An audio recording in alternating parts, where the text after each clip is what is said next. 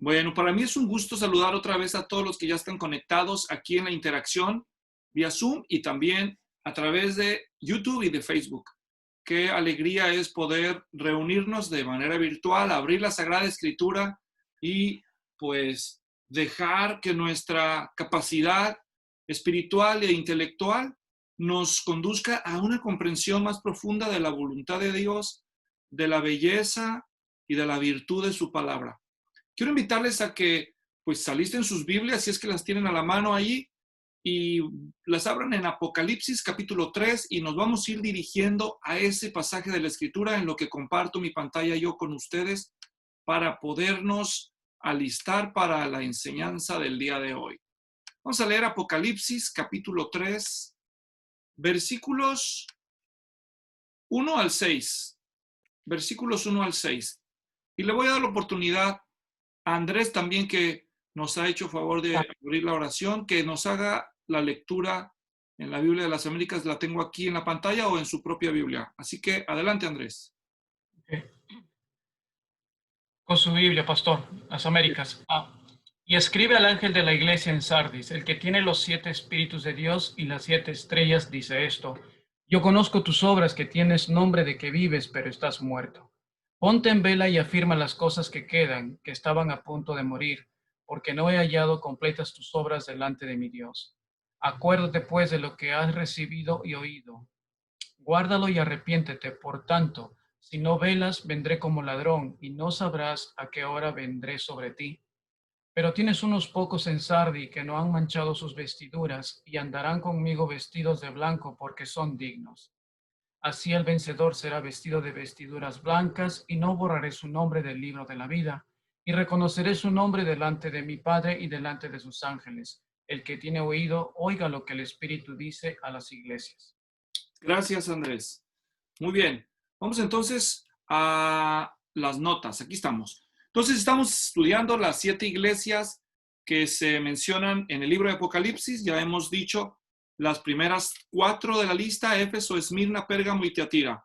Hoy nos vamos a ocupar de Sardis, antes que Filadelfia y la Odisea. Ya llegamos pues a este punto y hoy nos vamos a ocupar de la iglesia que estaba en la ciudad de Sardis. Como pueden ver, la ruta postal a lo largo de la cual se enviaron el mensaje a las 7 iglesias desde la isla de Patmos, que es la isla donde Juan, el apóstol, está preso por causa del testimonio de Cristo. Primero el mensaje a Éfeso, después pasa al norte donde estaba Esmirna, luego otras 60 kilómetros al norte Pérgamo, de ahí fuimos al sureste donde estaba Tiatira, y finalmente hoy vamos a llegar ahí donde está Sardis, que está en el círculo rojo. Vamos a ver una imagen desde el cielo, cómo se vería Sardis si fuéramos el día de hoy. Y para eso, pues vamos a partir desde Tiatira, donde nos quedamos en la última enseñanza, nos levantamos en el satélite y nos vamos al sureste, y allí están los restos arqueológicos de lo que se llama en la Biblia Sardis. Ya no hay ciudad allí, solo hay vestigios, hay ruinas, pero todavía hay muchas ruinas. Ustedes prestan atención, nos acercamos un poco más en la pantalla, y esta planicie que se ve ahí es parte de las ruinas que está actualmente abierta a los turistas. Si nos acercamos un poco más todavía, vamos a darnos cuenta incluso de algunos de los restos que se pueden ver de lo que fue la sinagoga, la gran sinagoga de Sardis, y parte de los edificios ahí que están. Ustedes observaron, no sé si prestaron atención, pero Sardis está sobre una planicie alta. Vamos a darle la oportunidad a Martín Villalobos que lea esta introducción. Adelante, Martín. 30 millas al sureste de Tiatira está Sardis, una ciudad sobre una planicie alta a 450 metros sobre el nivel del valle, antigua capital de la provincia de Lida. Se enorgullecía de ser casi inexpugnable. Los habitantes eran muy soberbios por esta causa, pues nunca la ciudad sufrió derrotas.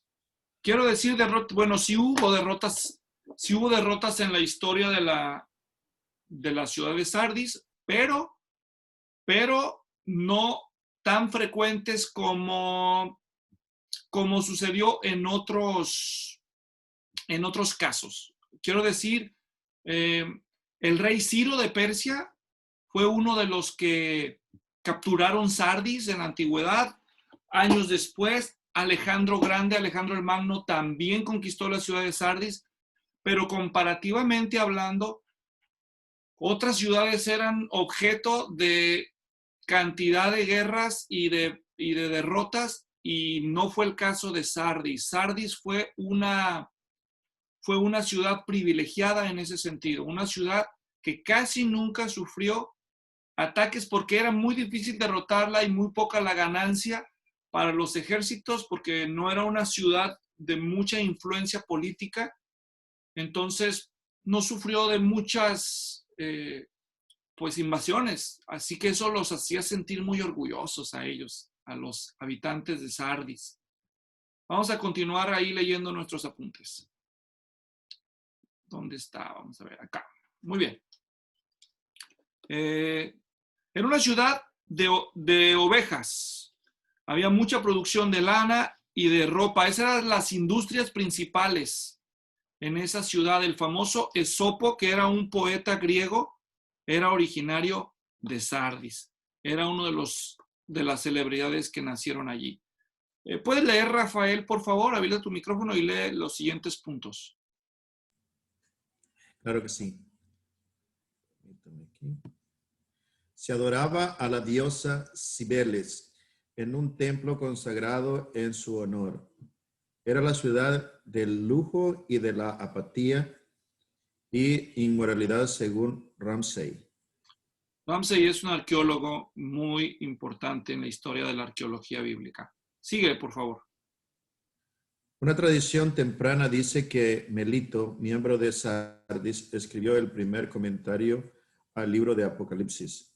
Bueno, esto nos sirve de introducción al mensaje a Sardis. Ahora sí vamos a recordar cómo estaba más o menos la composición del mensaje en cada una de las llamadas a las iglesias. En este caso vemos, como siempre, la descripción de Cristo, luego viene un elogio, un reproche, después la solución del reproche, una advertencia de las consecuencias que están por venir y una promesa.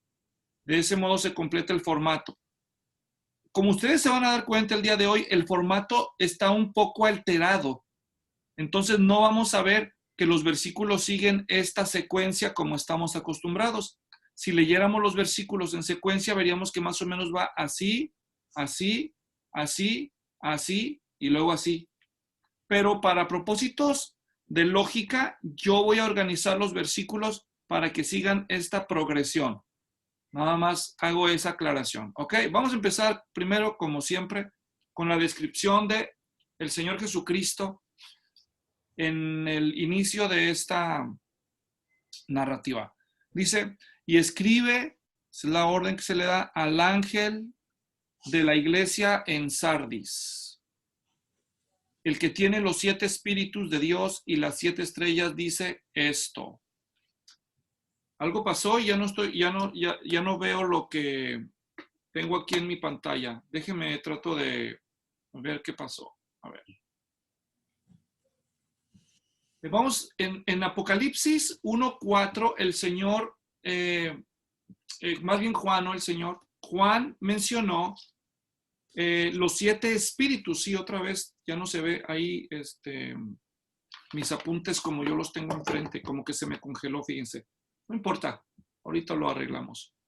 Entonces,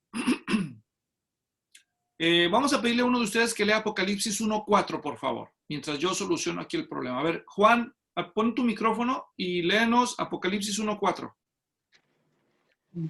Okay. Juan, a las 7 iglesias que están en Asia, gracia a vosotros y paz de aquel que es y que era y que ha de venir, y de los 7 espíritus que están delante de su trono. Gracias. Ahora el 16, por favor.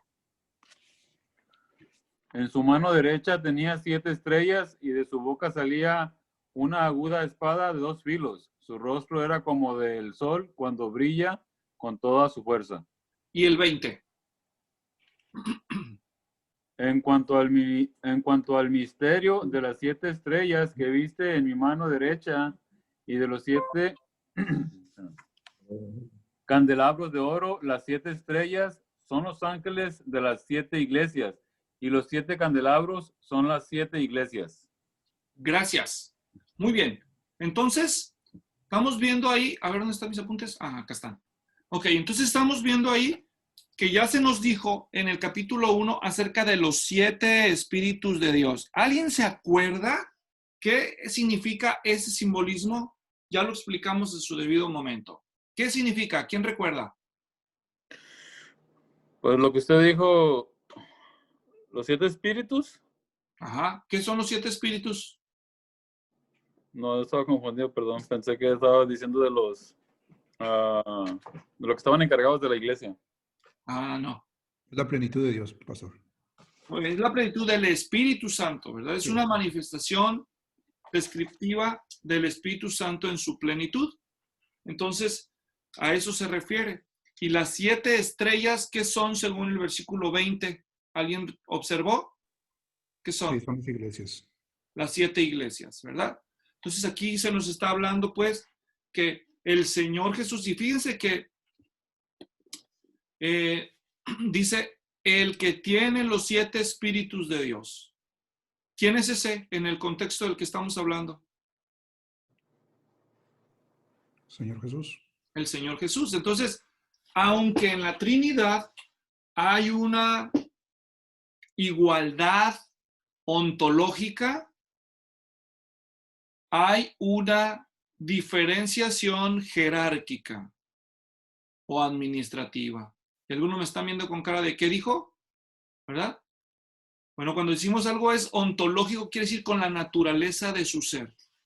Dios, el Padre, el Hijo y el Espíritu Santo son personas diferentes, pero en esencia tienen la naturaleza divina. Un solo Dios verdadero. ¿Sí me explico? Ahora, en cuanto a la separación administrativa de roles, el Padre es mayor que el Hijo, y eso no hace al Hijo menos divino que el Padre. Y el Espíritu Santo está subordinado al Padre, pero también al Hijo. ¿Me doy a entender? Entonces aquí vemos a Cristo que tiene los 7 espíritus de Dios. ¿Y para qué hacer esa aclaración? Se preguntarán ustedes, ¿de qué hay? ¿Para qué se meten esos detalles?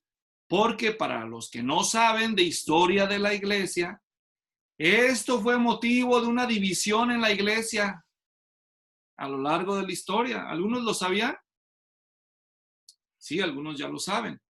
La iglesia de Occidente y la iglesia de Oriente se dividieron, entre otras razones, porque los de Oriente rechazaron la creencia de que el Espíritu Santo procede del Hijo de Dios. Ellos decían que solamente procede del Padre, pero los de Occidente, con base en ciertos pasajes bíblicos, afirman que el Espíritu Santo no solo procede del Padre, sino también del Hijo. Entonces, esto fue un motivo de desacuerdo que a la larga, en el año 1054, causó una división. Pero si quieren saber más de esto, no se lo pierdan en el curso de Historia de la Iglesia, comercial, ¿verdad? Que estamos por dar. Muy bien, seguimos entonces. También se dice que el que tiene las 7 estrellas, entonces si las 7 estrellas representan las 7 iglesias, entonces, ¿qué quiere decir? No, los 7, a ver. Los 7 ángeles. Ángeles, Los 7 ángeles, los 7 pastores, son los candelabros las 7 iglesias. ¿Ya ves, Martín? Entonces, quiere decir que el Señor es el que está en control de las iglesias locales y de sus pastores. ¿Está claro, hermanos? Bien. Bueno, ya vimos entonces la introducción al mensaje a Sardis. Ya con lo que dije, algunos no van a querer participar. No sé qué tiene, todos nos equivocamos. Yo también me equivoco. Y por cierto, muchas veces, Por eso me sirve que me corrijan. Gracias, Jesús y Carolina. Bueno, vamos al siguiente. Ok. Entonces, ya vimos ahí. Vamos a leer entonces el versículo 4. Ahora vamos a ver el elogio. no sigue inmediatamente en el versículo 2, sino que nos brincamos al versículo 4 para leer el elogio que el Señor le hace a esta iglesia. Vamos a pedirle a Jesús García precisamente que nos haga el favor de leer. Versículo 4. Pero tienes unos pocos en Sardis que no han manchado sus vestiduras y andarán conmigo vestidos de blanco porque son dignos. Gracias. Aquí dice pocos, ¿verdad? Y literalmente el texto griego no dice solamente pocos. Le voy a enseñar. Vamos allá. Nada más la nota textual. Estamos en versículo 4. Dice, esto es pero, esto es tienes, esto es tienes, esto es pocos, o liga, y esto es nombres. Así se lee literalmente en griego. Pero tienes pocos nombres en Sardis, los cuales no, bueno, aquí nos quedamos. Nomás lo que quiero recalcar es esto de nombres. No sé si algunas traducciones lo reflejan. Vamos a ver aquí la Biblia textual. Sí, miren, la Biblia textual dice, pero tienes unos pocos nombres. La Reina Valera 60 dice, unas pocas personas. También la Reina Valera actualizada. Reina Valera contemporánea, unos cuantos, nueva versión internacional.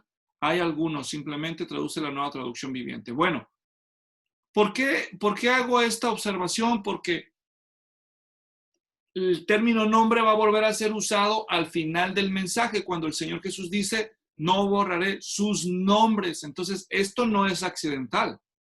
Está enlazando el tema de principio a fin. ¿Me doy a entender?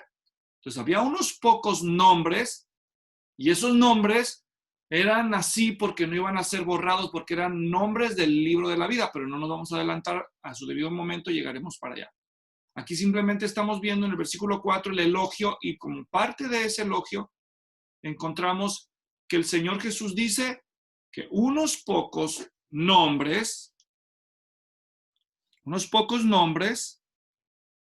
no han manchado sus vestiduras y andarán conmigo vestidos de blanco. ¿Por qué? Porque son dignos. Ahora, hagamos algunas otras observaciones. Vemos aquí que dice, una segunda observación en este versículo es que estos de los que está hablando aquí, acuérdense que estamos en el elogio, ¿ok? Ellos no han manchado. Y literalmente el griego dice no han embarrado, o sea, se habla como de, esa es la idea que descubrí al revisar el texto, que no se embarraron de mugre, que no se mancharon sus ropas. Ahí la palabra vestiduras también es la palabra himation en griego, que significa el manto exterior. Ustedes tal vez han escuchado que los antiguos usaban 2 prendas de vestir, como nosotros también. Y me refiero a la ropa exterior y a la ropa interior. ¿Me doy a entender? Entonces, normalmente le llama, a veces traduce el texto griego la capa a la parte exterior, que era la parte que todo el mundo veía. Entonces hagan de cuenta que usaban una túnica interior así como una bata corta, como un vestido blanco así sin mangas a veces, y corta que tapaba así como hasta los muslos. Esa era la ropa interior. Y luego encima se ponían otra túnica que llegaba hasta los pies y ya tenía manga. A veces también usaban eso como una capa y se lo ponían como una capucha, se lo enredaban para cubrirse del frío. ¿Me doy a entender? Entonces, los pobres hasta empeñaban eso. Eran tan pobres, nomás se quedaban con la ropa interior y empeñaban el... Por eso decía que no se lo retuvieras al final del día al pobre, como una señal de misericordia cristiana. Pero no nos vamos a desviar, simplemente estaba hablando que no se mancharon sus ropas y obviamente está hablando en sentido figurado. No es que el Señor se preocupa de que se nos mancha la ropa física, está hablando en sentido figurado para hablar del carácter cristiano, que no eran personas que se habían dejado llevar por la inmoralidad o por la infidelidad espiritual, es decir, por la idolatría, que eran los 2 problemas principales que se lidiaban en aquel tiempo. ¿Cuáles eran los 2 principales problemas que lidiaban en aquel tiempo? Lo acabo de decir, a ver quiénes están despiertos. Infidelidad e inmoralidad sexual. Infidelidad espiritual, que es igual a idolatría y las inmoralidades. ¿Me explico? Muy bien. Que me esperen los que me están llamando por Skype. Díganle que estoy ocupado. Ok. Seguimos entonces. Luego seguimos ahí viendo nuestras notas. Dice que ellos andarán con el Señor Jesucristo vestidos de blanco. En el texto griego nada más dice, andarán conmigo de blanco. La palabra vestidos aquí no aparece en el original, pero se implica, no está mal que la hayan incluido. Porque son dignos. Porque son dignos. La pregunta que tengo ahora es, ¿qué significa aquí eso de vestiduras blancas? Porque son dignos. El contexto nos lo va a decir. Y no hay nada mejor para interpretar un texto bíblico que su contexto. Yo ya les he enseñado en principios de interpretación bíblica. Siempre revisamos el contexto anterior y posterior, el contexto literario primero. ¿Sí? Y después, si no dice nada antes y después, hay que revisar el contexto anterior o posterior. No solo el cercano, sino el más remoto, es decir, los pasajes más atrás. Y tenemos un versículo que nos dice que simboliza la vestidura blanca en Apocalipsis capítulo 19, versículo 8. A ver, vaya y busque, por favor. Apocalipsis 19, 8. ¿Quién lo va a leer? Y el primero que lo encuentre, pues, que nos diga. 19:8. Sí, gracias. Y a ella le fue concedido vestirse de lino fino, resplandeciente y limpio, porque las acciones justas de los santos son el lino fino. Y el ángel... ¿Verdad? Entonces la pregunta que estamos respondiendo, ¿cuál es? ¿Qué representan las vestiduras blancas según ese versículo? Las acciones justas de los santos. Exactamente, muy bien dicho. Eso es lo que significan.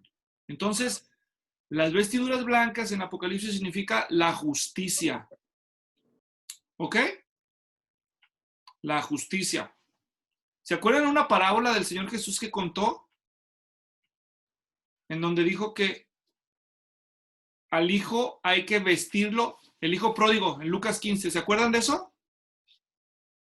¿Cómo venía el hijo pródigo al reencuentro con el padre?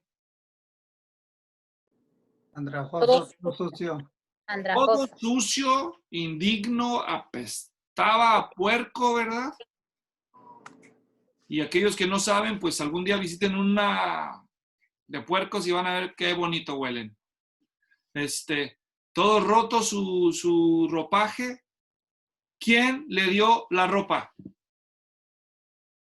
El padre. Se la tuvo que dar el padre, ¿por qué? No tenía. Pues como él no tenía modo de vestirse.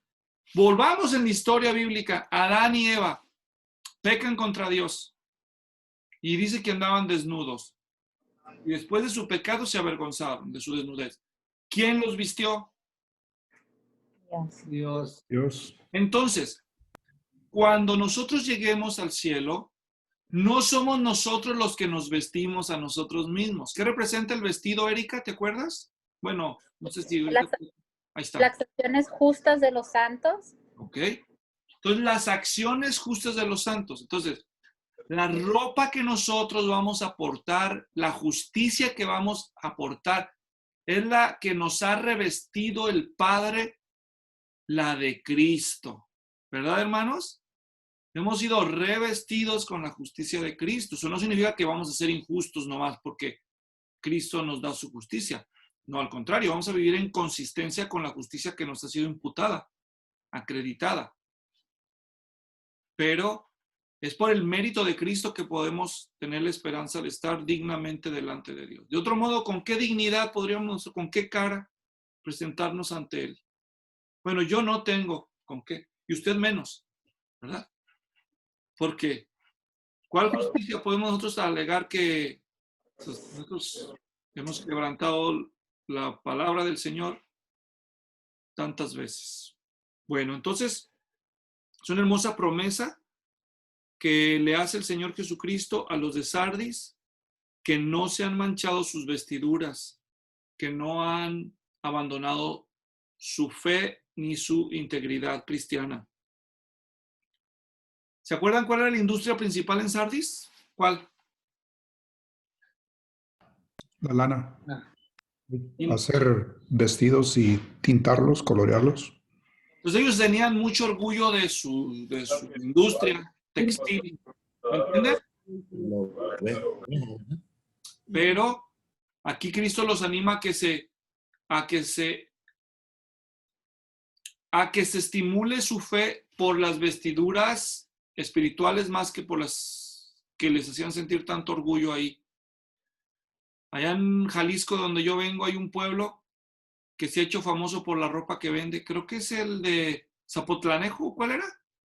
Tepatitlán, ya hasta me confundí. Bueno, pues la ropa que deberíamos aspirar nosotros no es la de los modistos, sino es la del Señor Jesucristo, ¿verdad? La justicia de Cristo y depender de su gracia para limpiarnos continuamente. Seguimos leyendo nuestros apuntes. Vámonos a la siguiente. ¿Dónde está? Aquí. Ah, ya no lo encuentro. ¿Dónde están mis apuntes, hermanos? Se me perdieron. A ver. Ya no los hay, hermanos. A ver, yo se los leo, no se preocupen. A ver que las máquinas fallan. Ahora pasamos al reproche. Vamos a pedirle a alguno de ustedes que lea el versículo 1 y 2 otra vez.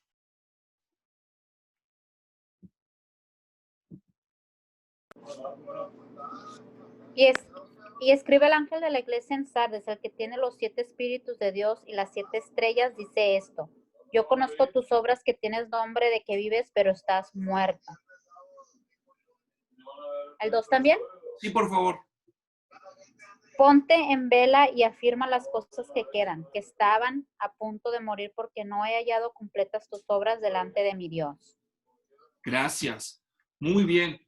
Entonces, allí ya estamos viendo cómo el Señor Jesús les reprocha sus problemas.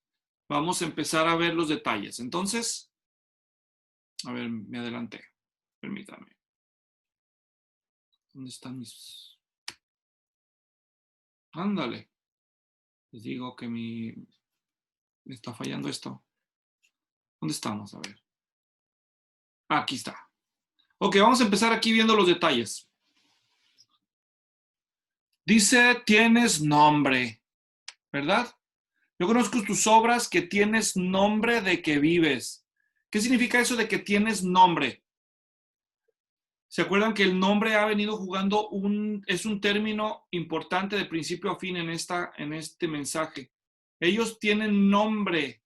¿Y esto a qué alude, hermanos? Pues a la apariencia, ¿verdad? ¿Qué aparentaban? ¿Nombre de qué? Ahora bien, si Jesús el Señor está diciendo que tenían nombre de que viven, ¿a qué tipo de vida se refiere? ¿A la vida física o a la vida espiritual? La vida espiritual. Obviamente está hablando de la vida espiritual. Ahora, si el Señor Jesús les dice que tienes nombre de que vives espiritualmente, pero estás muerto. Ahora, pregunta, ¿a quién le está hablando el Señor? Se supone, ¿a creyentes o a no creyentes? Creyentes. A creyentes. A personas que se congregan en la reunión cristiana, que dicen ser cristianas, que parecen cristianas, pero que no son cristianas. Y no solamente le está hablando a personas, le está hablando a una iglesia. Una iglesia que parece cristiana, pero que no es cristiana. O que está dejando de ser cristiana. ¿Me estoy dando a entender? Esto es uno de los mensajes más severos. Es el segundo. Solo hay un mensaje peor que este, y va a ser el de la Odisea, el último de los 7. Pero eso es un mensaje muy fuerte a un grupo de personas que se sienten que son recristianotas, pero ya algunos ya no eran cristianos. Eso es un peligro para que nosotros recapacitemos y evaluemos. Seguimos entonces viendo. Dice, una paradoja. Debajo de la apariencia de vida hay muerte. Habla del nominalismo. ¿Qué es el nominalismo, hermanos? ¿Qué es el nominalismo? Ortodoxia a la ley.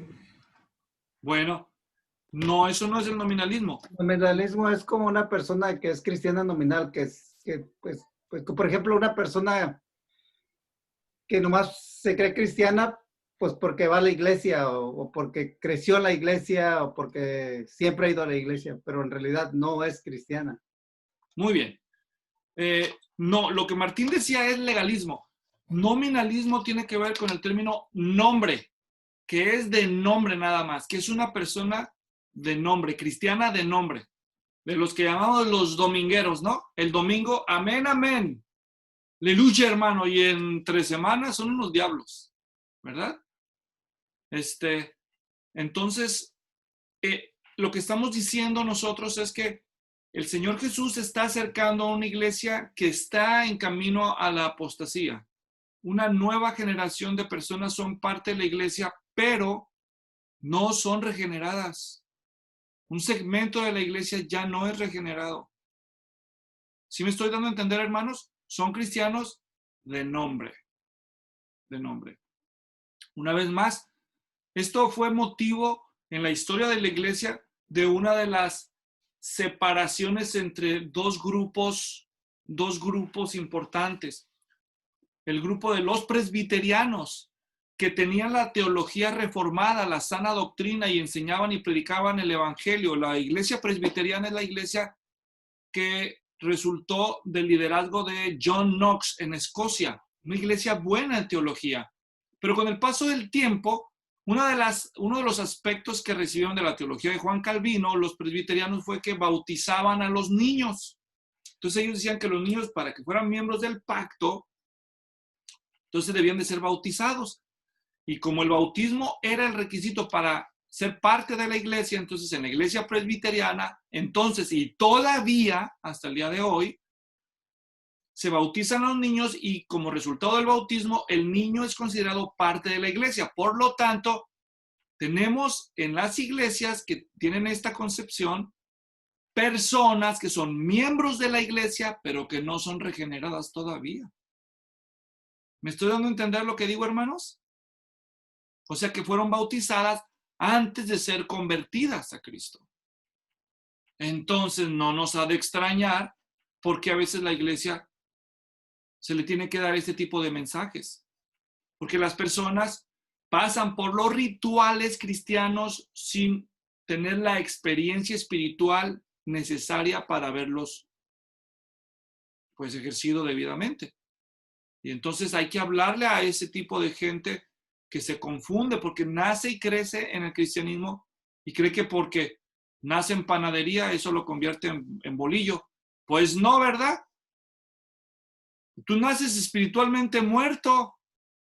Necesitas convertirte a Cristo, aunque te hayan bautizado. Y ese es el caso de las iglesias, pues de tradición dogmática, de las iglesias confesionales más antiguas como la iglesia ortodoxa, la iglesia católica, la iglesia copta y algunas iglesias protestantes como la iglesia luterana y la iglesia presbiteriana que ya mencioné, que bautizan niños. Y entonces tenemos en la membresía de las iglesias personas que todavía no dan evidencias de haber experimentado la regeneración. ¿Hasta aquí me estoy dando a entender, hermanos? Bueno, pues, ¿y cuál es el grupo que se salió de eso?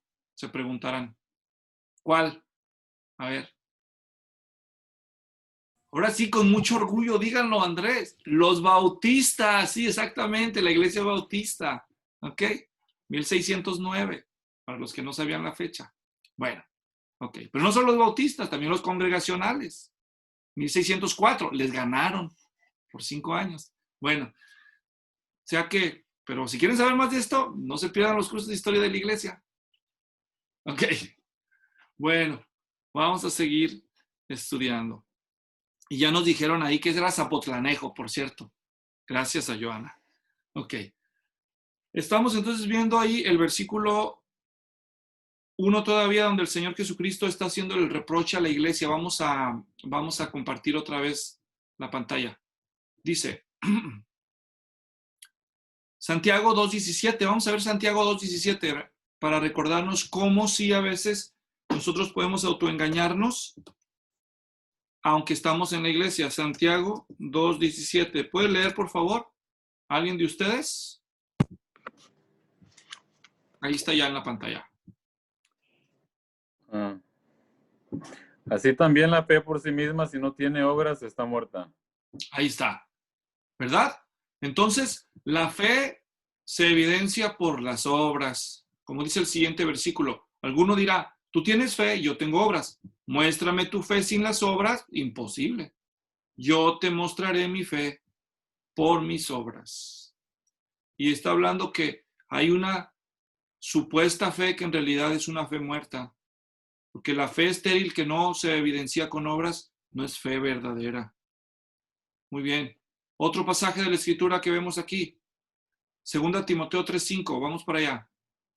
Si alguien lo tiene, que lo lea. Si no, ahorita lo ponemos en pantalla. 2 Timoteo 3:5. Ahí está. Teniendo apariencia de piedad, pero habiendo negado su poder, a los tales evita. Entonces hay personas que aparentan ser piadosas. ¿Qué significa piedad, hermanos? ¿Alguien sabe? ¿Qué es la piedad? Aquí está, miren. Esa es la palabra piedad en griego. Eusebeias. Eusebeias, o si lo pronuncian con la pronunciación moderna, Eusebías. Eusebías significa, viene de 2 vocablos griegos. Esto significa bueno, y del verbo sebomai significa temor, buen temor. Y esa es una forma de decir temor de Dios. Entonces, la piedad es temor o reverencia por Dios. Una persona piadosa es una persona que vive con conciencia de Dios donde quiera que está y hace las cosas para agradar a Dios. Es una persona piadosa que en su conciencia, en su corazón, todo vive las 24 horas del día, los 7 días de la semana, vive sabiendo que Dios lo ve y que Dios merece su respeto y su reverencia. Eso es ser piadoso. Sinónimo de piadoso, en latín, pietista. Contrario de piadoso, impío. Entonces, los falsos tienen apariencia de piedad, pero con sus obras niegan la eficacia de ella. ¿Está claro, hermanos? Estábamos hablando precisamente de eso, que parecían vivos, pero no estaban vivos. Seguimos viendo aquí nuestros apuntes. Dice el nominalismo. Bueno, y luego dice aquí el Señor, no he hallado completas tus obras delante de mi Dios. Fíjense qué hermoso. El Señor Jesucristo se presenta como un ser divino, pero él mismo reconoce que el Padre para él es su Dios. Cuando dice que no he hallado completas las obras delante de Dios, se refiere a que desde el estándar divino, desde la perspectiva de Dios, las obras de ellos no eran adecuadas, no eran perfectas. Lo cual nos indica que nosotros podemos impresionar a las personas, pero el que nos va a medir, ¿quién es? El Señor. Por eso debemos de pedirle a Dios ayuda para tener un corazón sincero y que lo que hacemos por Dios y por los hombres sea lo mismo, ¿verdad? Y no nada más ser piadosos de apariencia. Bueno, ese es el reproche entonces que encontramos ahí en el pasaje. Ahora vamos al siguiente punto. Ahora vamos a ver la solución que se le ofrece a esta iglesia. Versículo 2b. ¿Nos hace el favor de leer ahí, Carolina? Ponte en vela y afirma las cosas que quedan, que estaban a punto de morir. Acuérdate pues de lo que has recibido y oído, guárdalo y arrepiéntete. Gracias. En este pasaje 2 veces vamos a ver que se usa esto de velar, el término velar. Es el pasaje, vamos a ver el texto, Apocalipsis 3, versículo 2. Ponte en vela. Toda esta frase que dice ponte en vela es una sola palabra en griego, esta que está aquí. Y es gregorón, es un participio presente, nominativo. Bueno, simplemente les voy a enseñar. Es esta palabra que está aquí y es de donde viene la palabra que tú conoces como Gregorio. ¿Alguna vez oíste ese nombre, Gregorio? Significa vigilante, despierto, y es del verbo gregoreo, que significa eso, estar en vela, no dormirse, sino que estar despierto. Su nombre. ¿Quién es Gregorio? ¿Aquí alguien se llama Gregorio? No, yo tenía un amigo que se avergonzaba de ese nombre. Le preguntaba cómo se llamaba. Se llamaba, su nombre era Román Gregorio. Y decía que se llamaba Román Omar. Porque no quería el nombre ese de Gregorio, le estaba diciendo a mi esposa. Goyo le dicen en México, ¿verdad? Gregorio. Sí. Bueno, significa vigilante, ¿ya ves? Por cierto, si hay un Gregorio que es muy dormilón, despiértenlo porque pues, no le hace honor a su nombre, ¿verdad? Ahora, aquí se le está diciendo a la iglesia, vela, vigila, y obviamente se está hablando en sentido figurado, en sentido espiritual, ¿correcto? Es decir, vigila espiritualmente. Algunos se habían descuidado. Los que quedaban, los pocos que quedaban, deberían de ser vigilantes. Ese es el punto. Debían de ser vigilantes espiritualmente. Recuerden las palabras del Señor Jesús cuando en el Evangelio dijo a sus discípulos, allá en Mateo capítulo 16, vamos para allá. Mateo 16, versículo 15. Dice, me equivoqué. No es Mateo 16, 15. Bueno, vamos a Mateo 24, 42, el sermón de los tiempos finales. Dice, por tanto, velad, porque no sabéis en qué día vuestro Señor viene. Velad. Una vez más el verbo, aquí está, gregoreite. Aquí está en un imperativo de segunda persona del singular, imperativo presente. Para los que les gusta la gramática griega. Yo sé que no muchos, pero si alguien ve, para que se anime, ¿verdad?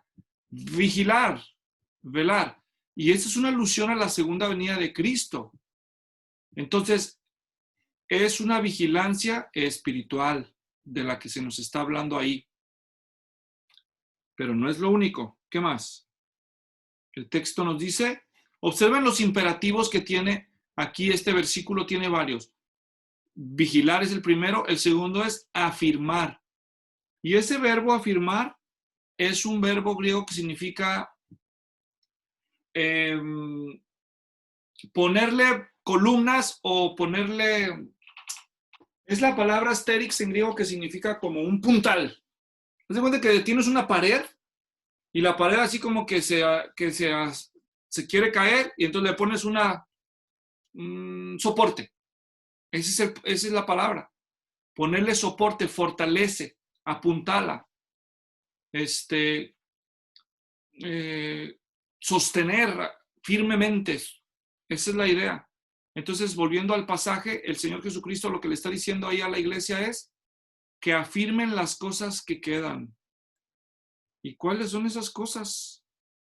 Bueno, lo que estaban haciendo bien. Los que estaban haciendo bien, lo que estaban haciendo bien. El tercer imperativo que se nos da aquí es acuérdate. Y no es la primera vez que el Señor le dice a una iglesia, acuérdate. ¿Se acuerdan a cuál otra? En Apocalipsis 2:5, ¿a cuál se le dio como remedio recordar? ¿Cuál iglesia fue esa? Éfeso. Éfeso. Y en su debido momento explicamos que el acto de detenernos, recordar en dónde estábamos y lo que estábamos haciendo bien, es una forma de retomar la dirección.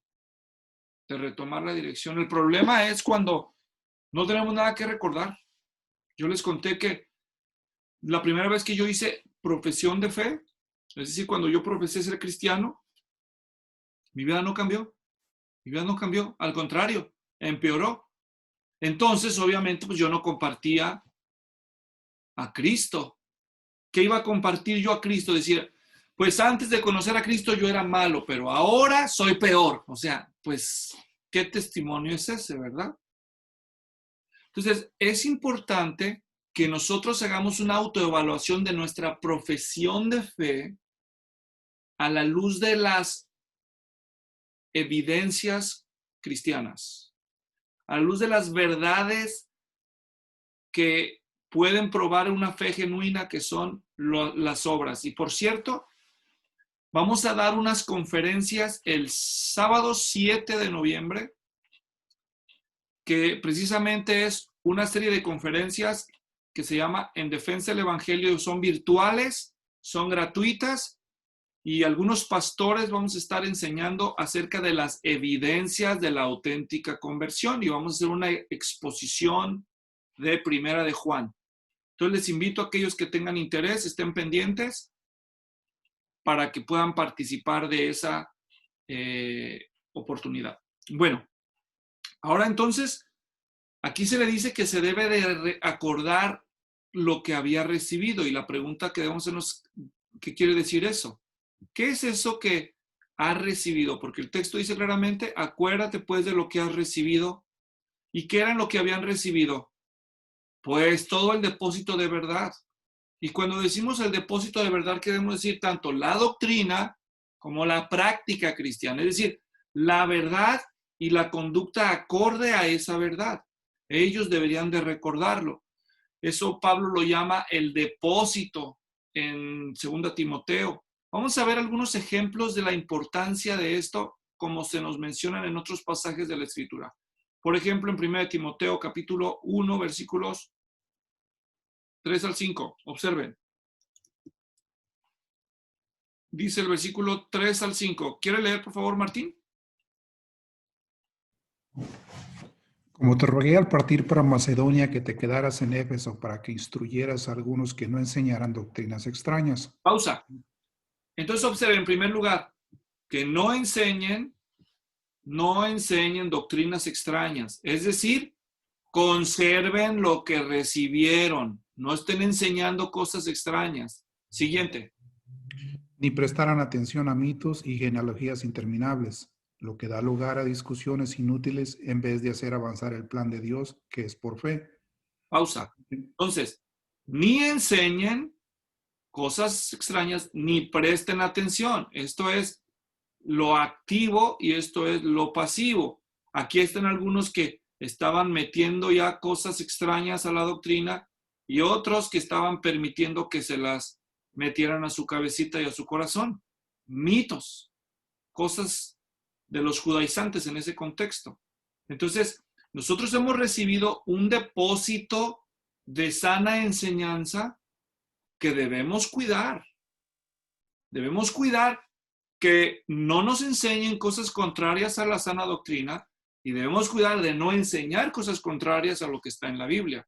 Pero no solamente en cuanto a la doctrina, la teología, sino como podemos leer en el versículo 5 también. Martín. Pero el propósito de nuestra instrucción es el amor nacido de un corazón puro, de una buena conciencia y de una fe sincera. Gracias. La auténtica doctrina, o aquí dice el propósito de nuestra instrucción, lo que acaba de decir, el resultado de una sana bíblica enseñanza es amor, es un corazón purificado por la gracia de Dios y por la santificación progresiva.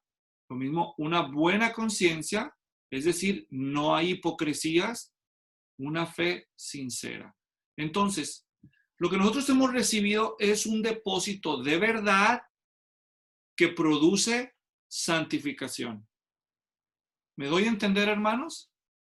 Otro ejemplo que vemos de la importancia de cuidar lo que hemos recibido en respecto a la fe está en 2 de Timoteo 2:2. que es el versículo lema de mi alma mater, el Seminario Teológico Centroamericano. Y es el que dice aquí: lo que has oído de mí en presencia de muchos testigos, es decir, lo que Pablo recibió del Señor Jesús, él se lo dijo a mucha gente y se lo dijo también a Timoteo. Lo que has oído de mí en presencia de muchos testigos, eso. Es decir, no les dice, lo que a ti se te ocurra, lo que tú filosofes, Timoteo, les enseñas. No. Lo que oíste de mí, el depósito de verdad que se hizo en ti, cuídalo. Y no solo lo cuides como lo recibiste, sino que además encárgalo, dice, eso encárgalo a hombres fieles. ¿Y qué significa fiel? Que no lo va a adulterar tampoco. ¿Está claro? Que no le va a poner ni le va a quitar, porque va a ser fiel, lo va a conservar como Timoteo se lo dio, Timoteo lo va a conservar como Pablo se lo dio, y Pablo lo conservó como Cristo se lo dio. ¿Hasta aquí me estoy dando a entender? Pues la cadena no ha terminado en ese pasaje. Observen, una vez más. Dice, eso encarga a hombres fieles que sean idóneos para enseñar también a otros. ¿Qué quiere decir con esos hombres que sean idóneos? Pues idóneo significa que sean capaces para hacer lo mismo. Así como Cristo le dio a Pablo el depósito de verdad que produce obras de santificación, Pablo se lo dio a Timoteo y a muchos otros testigos, y Timoteo se lo tiene que dar a hombres fieles, y esos hombres fieles también deben ser idóneos para hacer lo mismo y dárselo a otros y a otros hasta que llegó a ti. ¿Está claro, hermanos? ¿Sí? Eso se trata de ir a ser discípulos. Ir y hacer discípulos a todas las naciones, bautizándolos en nombre del Padre, del Hijo y del Espíritu Santo, enseñándoles. ¿Qué les vas a enseñar? Las cosas que yo os he mandado a vosotros. Así que lo que los discípulos le enseñamos a los nuevos discípulos no es nada más lo que me enseñó mi discipulador, sino es lo que Cristo les enseñó a los discípulos desde el principio. Lo que Cristo enseñó, la doctrina de los apóstoles verdadera, es la doctrina de Cristo.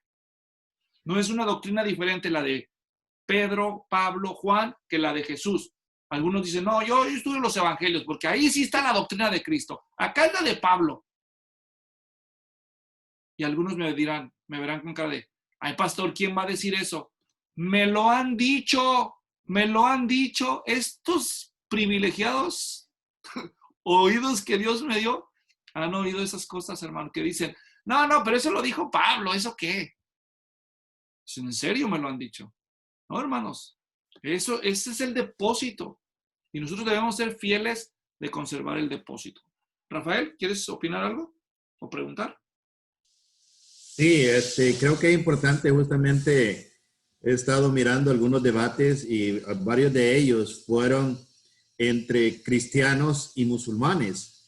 Y ellos creen, dicen, en lo que es el Antiguo Testamento y el Evangelio, y toman el libro de Santiago, pero tienen una guerra en contra de Pablo, que Pablo va en contra de las enseñanzas de Cristo y de Santiago, porque en algunos pasajes menciona Cristo la ley y Santiago menciona la ley, pero sin el discernimiento correcto, ellos entienden que, y como su religión tiene la tendencia a ser muy a la ley, entonces son los libros que ellos toman y lo interpretan en el aspecto de la ley y no de la gracia.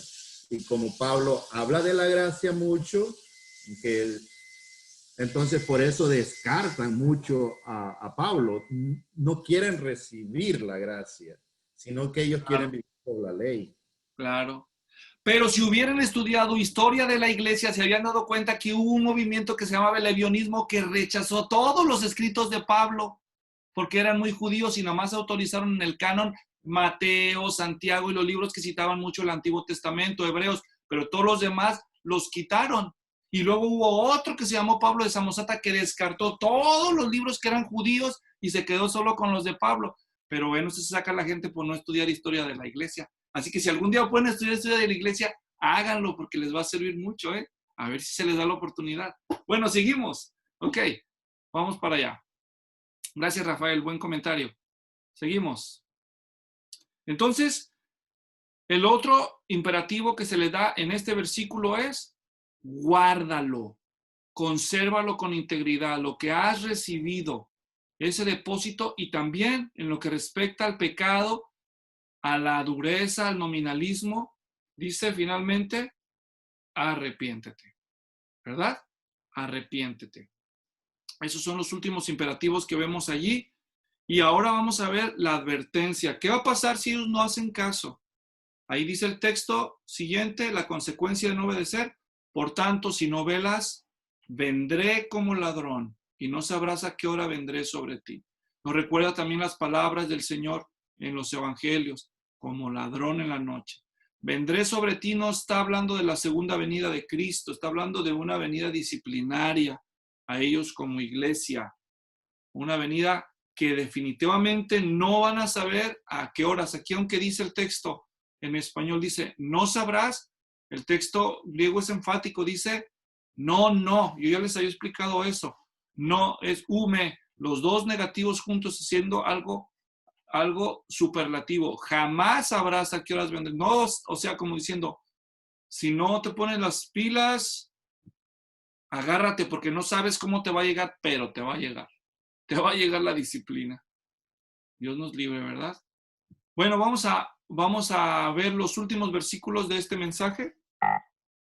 Y son la promesa. Así que el vencedor será vestido de vestiduras blancas.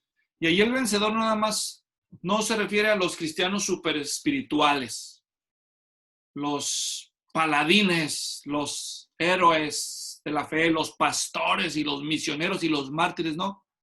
Está hablando de todos los cristianos, los vencedores. Bueno, en 1 Juan 5 ya dijimos, y esta es la victoria que ha vencido el mundo, nuestra fe. Se supone que todos los cristianos que tienen a Cristo, más que vencedores. No está diciendo nada más ahí los que tienen un don especial. Hablando de todos los cristianos. Se habla de la obediencia perseverante, de la fidelidad. ¿Qué más? Bueno, ahora se nos menciona esto que es motivo de mucha controversia y vamos a tomarnos el tiempo para aclarar. Dice la frase, no borraré su nombre del libro de la vida. Lupita, ¿te gustaría leer ese párrafo en voz audible, por favor? A ver si se puede. Ok, dice, en las ciudades griegas había un registro con los nombres de sus habitantes, pero al morir los borraban. En la iglesia de Sardis, algunos que aparentaban ser salvos en realidad estaban espiritualmente muertos, y sus obras lo demostraban. El llamado de Jesús es a convertirse y perseverar.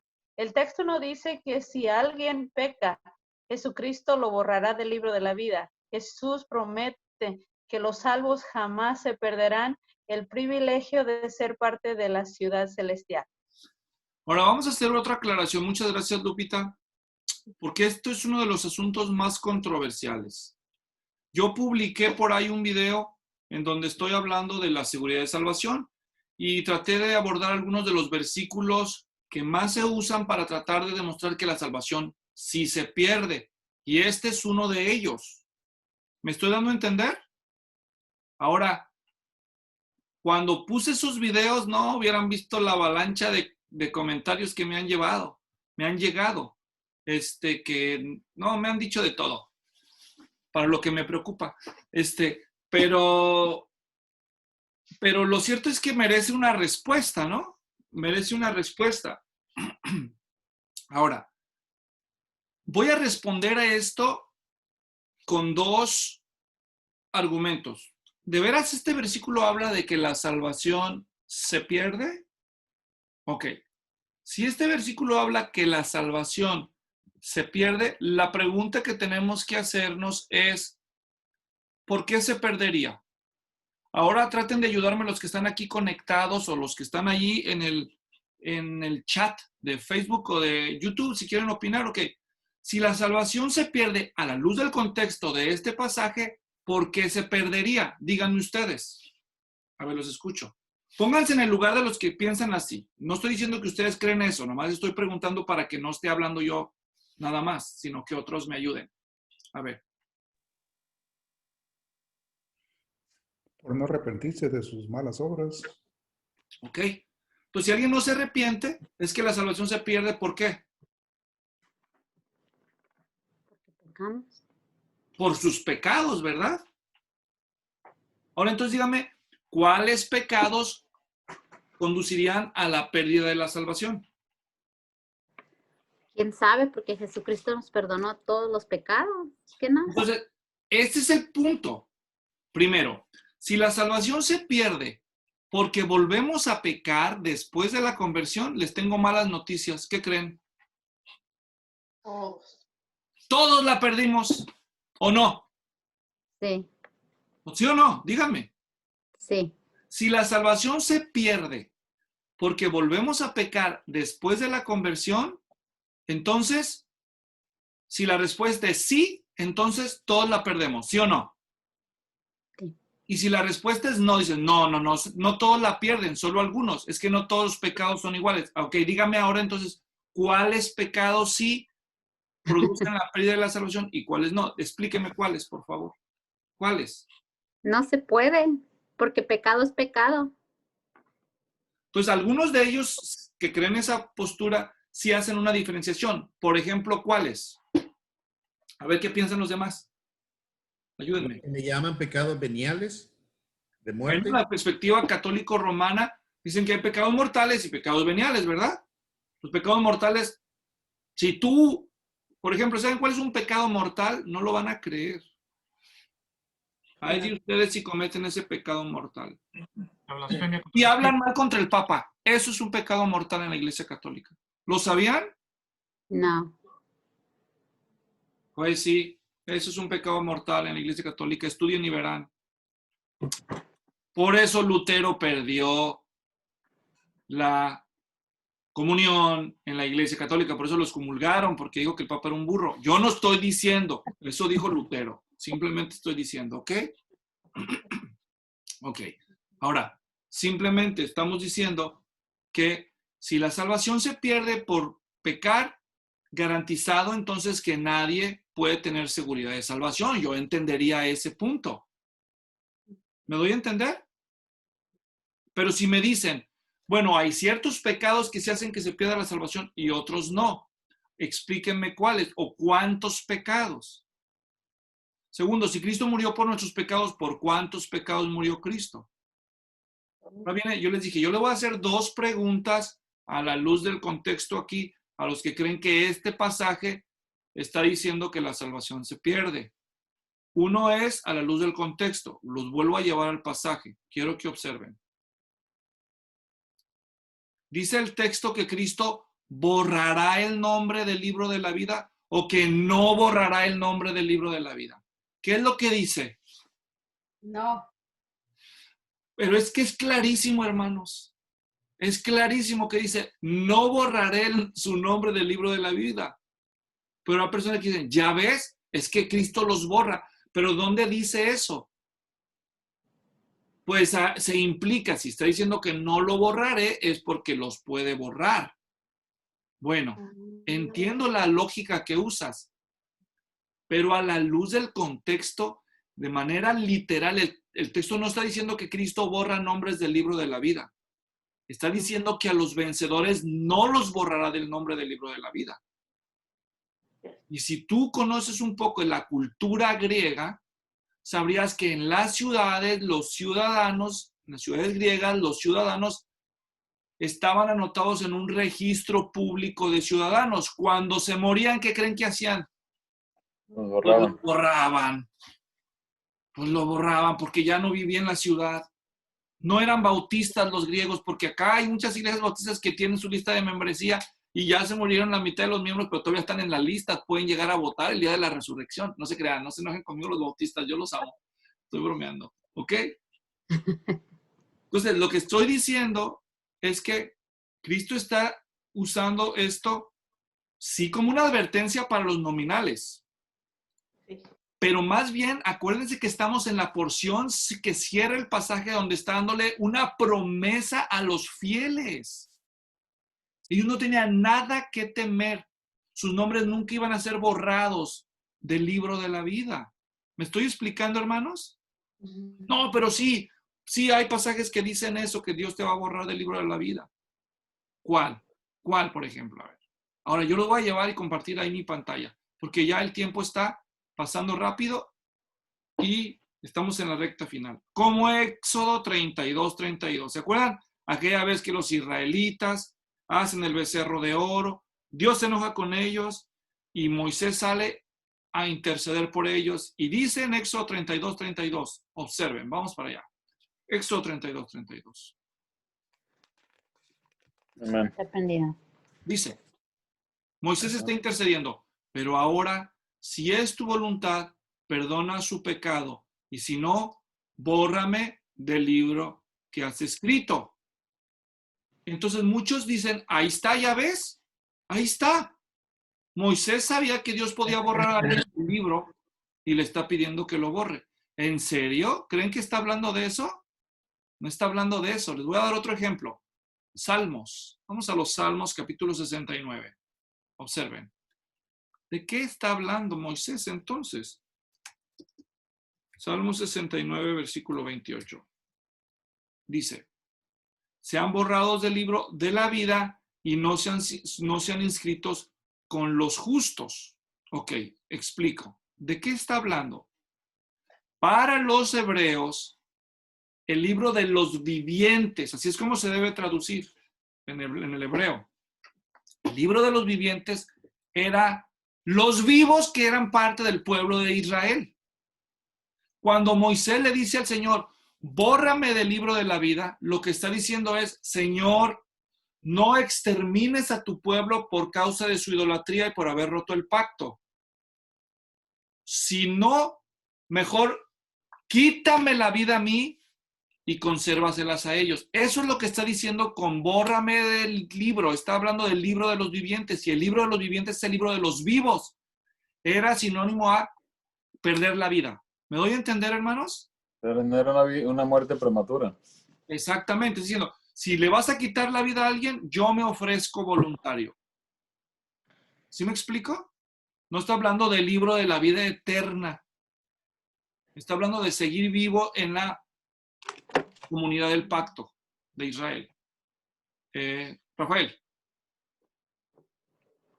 Sí, justamente estaba, y era lo que le iba a mencionar, de que es lo que he aprendido, de que muchos pasajes en que suena como que perderíamos o se pierde la salvación, está hablando de la vida, como por ejemplo en el pueblo judío, cuando decía que iban a ser arrancados del pueblo, y es que eran sacados fuera del pueblo, o algunos eran muertos, apedreados y eso, castigando ese pecado, pero no habla de la vida eterna. Ahora el segundo, gracias Rafael, tienes razón. El segundo argumento que quiero traer a la mención, que en parte ya se usó porque alguno de ustedes lo mencionó, es el siguiente. Miren, hermanos. Es el argumento teológico, no solamente es el argumento textual. El argumento textual dice, no borraré. Segundo, el argumento teológico. Si tú lees la Biblia y crees que la regeneración es una obra perfecta y completamente obrada o realizada por el Espíritu Santo, la regeneración. ¿Qué es la regeneración? ¿Quién recuerda? Levante su mano el que quiera opinar. Martín. El nacer de nuevo por la obra de la palabra y del Espíritu. Muchas gracias, perfecto, muy bien dicho. Es la obra mediante la cual Dios, a través del Espíritu Santo y del Evangelio, genera nueva vida en un muerto espiritualmente hablando. ¿Me doy a entender?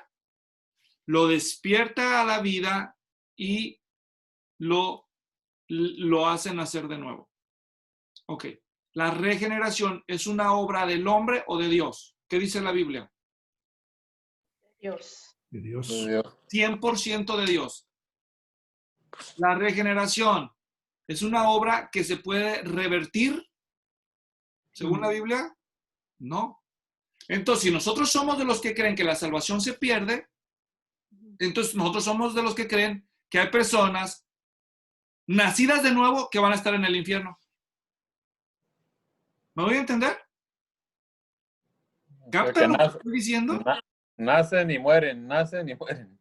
Entonces, si la salvación se pierde y una persona auténticamente experimentó la regeneración espiritual, nace de nuevo, es hecha hija de Dios, por eso se llama regeneración. A los que lo recibieron, a los que creen en su nombre, les dio potestad, derecho, exusía en griego, autoridad de ser hechos hijos de Dios. Dice, los cuales no son hechos por voluntad de carne, ni de voluntad de sangre, ni de voluntad de varón, sino de Dios. Son hijos de Dios por la voluntad de Dios, no por la voluntad de ellos, porque fueron regenerados por Dios, no por ellos. Pero si ellos tienen el poder para perder su salvación por algo que ellos hacen, entonces vamos a tener un infierno lleno de hijos de Dios. Un infierno lleno de hijos de Dios. ¿Entienden el punto, Rafael? Sí, ahora que está hablando de eso, pastor, quiero aprovechar de preguntarle por un pasaje de que no sé si lo entiendo correcto. Cada vez que se habla de eso, me recuerda 1 Corintios 5:5, donde habla de un caso juzgado de alguien que está en pecado y dice que sea entregado a Satanás para destrucción de su cuerpo, para que salvación de su alma en el día para que su espíritu sea salvo en el día del Señor. Entonces eso me muestra que el pecado, aún estando pecado, dice, para destrucción de su cuerpo, de su carne, para en el día del Señor sea salva su alma. Tienen razón. Se nos acusa a los que creemos que la salvación no se puede perder, de que nosotros somos condescendientes con el pecado. Pero eso es falso. No estamos diciendo eso. Todo lo contrario. El auténtico regenerado es inseparable de la santificación progresiva y de la perseverancia. ¿Me doy a entender? Dios preserva a los que regenera y los regenerados perseveran en la fe. Son dos cosas diferentes, no las confundan. Una cosa es la preservación, esa es la obra de Dios, y la perseverancia es la obra del creyente. ¿Me doy a entender? La salvación es inseparable de la santificación progresiva, porque la salvación es final. Quiere decir que para la salvación yo sí necesito hacer obras, pero no porque las obras me salvan, sino porque las obras son simplemente parte de la mochila, parte del paquete de la regeneración.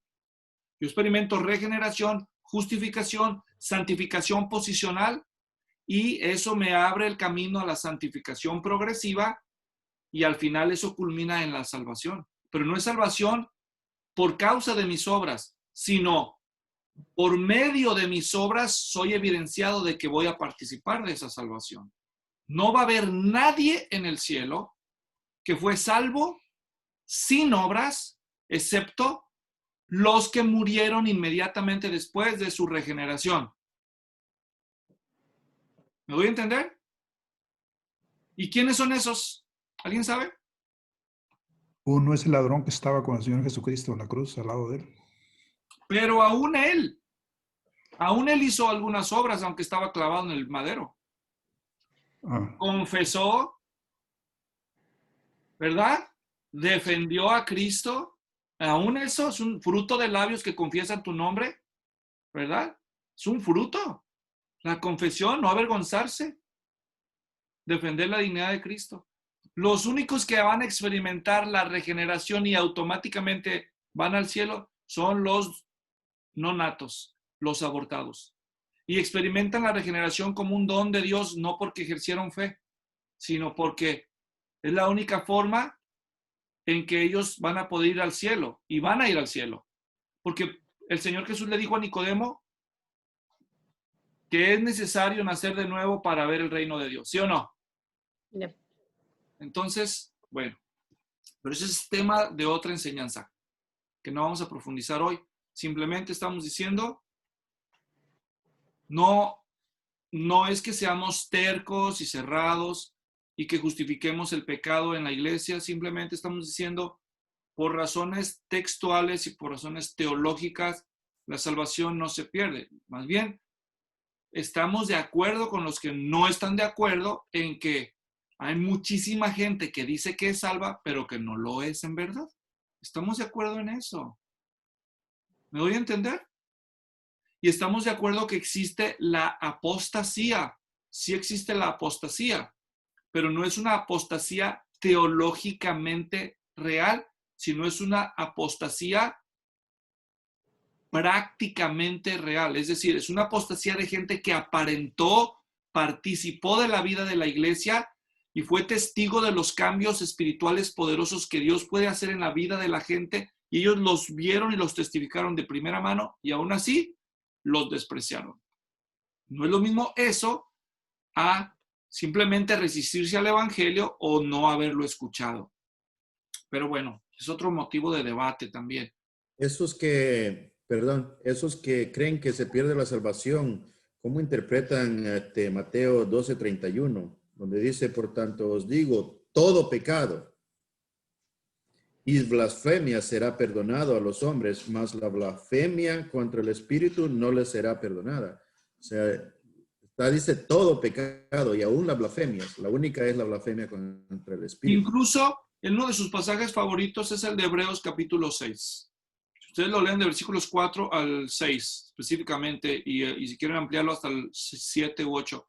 Pero es muy claro el texto de Hebreos. Dice que si alguno entonces cae, es imposible que sea otra vez regenerado. Entonces, si la salvación se pierde a luz de ese pasaje, y termino compartiéndoles ese pasaje rápidamente, porque creo que es clarificador. Hebreos 6, observen cómo dice, versículo 4. En el caso de los que fueron una vez iluminados, probaron el don celestial y fueron hechos partícipes del Espíritu Santo, gustaron la buena palabra de Dios y los poderes del siglo venidero, pero después cayeron. Fíjense lo que dice, es imposible renovarlos otra vez para arrepentimiento. Aquí es donde no es consistente el discurso de los arminianos, que creen que la salvación se pierde. Si la salvación se pierde a la luz de Hebreos 6:6, el día que la pierdes, jamás la puedes recuperar. Pero ellos dicen que no, que la pierdes y la recuperas todas las veces que se puede. Caes de la gracia y te levantas. Caes de la gracia y te levantas, dicen ellos. Bueno, nosotros no creemos que Dios enseña eso en la Escritura. No me estoy burlando, simplemente estoy tratando de razonar. Estoy razonando para que ustedes revisen los textos. Si tú pierdes la salvación una sola vez, a la luz de Hebreos 6:6, es imposible que la vuelvas a tener otra vez. Pero no está hablando Hebreos de eso. Hebreos de lo que está hablando es de, después de tener un testimonio irrefutable de la veracidad de Jesucristo como el único Señor y Salvador, de haber atestiguado de primera mano, eso significa gustar, no significa participar de la regeneración, significa eso. Pero no te lo comiste. Viste los milagros, oíste las profecías que se cumplían, viste todo eso y todavía no te gustó el cristianismo. Ese es el punto. Es imposible. O sea, si lo que Cristo tiene que ofrecer no te satisface, entonces, ¿qué te puedo yo ofrecer? Eso es un paralelo a la blasfemia del Espíritu Santo, en cierto modo. ¿Me doy a entender, hermanos? Pero nosotros no somos así. ¿Pecamos nosotros, sí o no? Si decimos que no tenemos pecado, le hacemos a él mentiroso y la verdad no está en nosotros. Por desgracia, pecamos. Sin embargo, el punto es, no pecamos de manera impenitente. Es decir, no pecamos y no nos importa y lo planificamos y lo promovemos y no nos arrepentimos. Todo lo contrario. Reconocemos que pecamos, lo confesamos, nos arrepentimos. Aunque batallemos con el pecado 1 y 1000 veces y lo hagamos hasta el último aliento, vamos a reconocer siempre que el pecado es pecado. Eso es confesar, decir lo mismo. Yo le llamo pecado, yo digo, Dios, tienes razón, eso es pecado, no me justifico. Necesito la justicia de Cristo. Hasta el último aliento dependo de Cristo. Y no dependo ni siquiera de mi confesión, sino de Cristo. ¿Me doy a entender? Entonces no estamos hablando de eso. Entonces, ¿qué pastor de los que creen que la salvación se pierde? Bueno, solo hay de dos. Son verdaderos hijos de Dios que viven bajo temor, tristemente.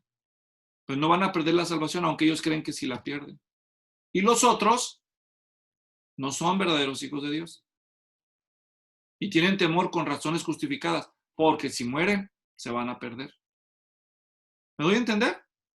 ¿Y quién es quién? Yo no lo sé. No lo sé. No estoy seguro casi ni de todos los hermanos que conozco. Pues tengo que estar seguro de mí. Y sí estoy seguro de muchos. Ninguno perfecto. Pero sí se notan las obras, sí se nota una vida cambiada. La máxima de las pruebas de una auténtica conversión es la perseverancia en la fe hasta el final. ¿Me doy a entender, hermanos? Pero ya se van viendo las señales desde antes, ¿o no? Oigan, las vidas cambiadas son irrefutables. Entonces, bueno, vámonos a la última porque ya se nos ha acabado el tiempo. Bueno, entonces, solo para terminar, Dios registró el nombre de cada uno de sus elegidos en el libro de la vida. Y para que vean de lo que estamos hablando, versículos Apocalipsis 13:8 y 17:3. Vamos a leer esos dos. Apocalipsis 13, donde se habla de las bestias, en el versículo 8 dice, ¿quiénes son los que se van a perder? ¿Quiénes van a adorar al anticristo y su imagen? Y la adorarán todos los que moran en la tierra, cuyos nombres no han sido escritos desde antes de la fundación del mundo en el libro de la vida. Porque es que algunos van a resistir en el tiempo de la tribulación la presión y no van a adorar al anticristo ni su imagen porque han sido preservados, porque Dios escribió sus nombres desde antes de la fundación del mundo. Bueno, esto si tienes una perspectiva premilenarista. Si eres amilenarista, como algunos buenos hermanos en Cristo que conozco, pues no creen que está hablando de un anticristo literal.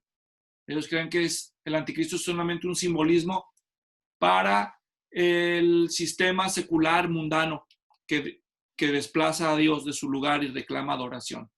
Pero nosotros no somos amilenaristas, nosotros somos premilenaristas, futuristas, no históricos. Pero si no saben de lo que estoy hablando, bueno, pues revisen los videos de escatología, ¿ok? Bueno. Entonces, ahí se nos dice claramente que Dios elige desde antes de la fundación del mundo, escribiendo los nombres en el libro de la vida. Lo mismo respecto a Apocalipsis 17. Vamos a leer Apocalipsis 17, versículo 3. Leo. Y me llevó, no es el 3, es el 13. Vamos a ver. No, es el 8. La bestia que viste era y no es, está para subir del abismo e ir a la destrucción, y los moradores de la tierra, cuyos nombres no se han escrito en el libro de la vida desde la fundación del mundo, se asombrarán al ver la bestia que era y no es y que vendrá. Una vez más, ahí se nos señala que hay personas cuyos nombres fueron escritos desde antes de la fundación del mundo. Esos son los que llamamos los escogidos. La doctrina de la elección, una doctrina muy importante en las Sagradas Escrituras y muy odiada por muchos, especialmente, bueno, ya así lo voy a dejar porque luego se sienten, ay, que no lo dijo por mí, no lo dije por usted, pero bueno. Hay que estudiar la Biblia y la doctrina de la elección es clarísima y está por todos lados. Vamos a ver el último de los versículos, la última parte del versículo 5, perdón, y terminamos. Dice entonces ahí en nuestras notas, la promesa dice también, y reconoceré su nombre delante de mi Padre y delante de sus ángeles. El que tiene oído, oiga lo que el Espíritu dice a las iglesias. El texto literalmente, donde la Biblia de las Américas tradujo, reconoceré. Es como se lee en Reina Valera en este caso, está mejor traducido.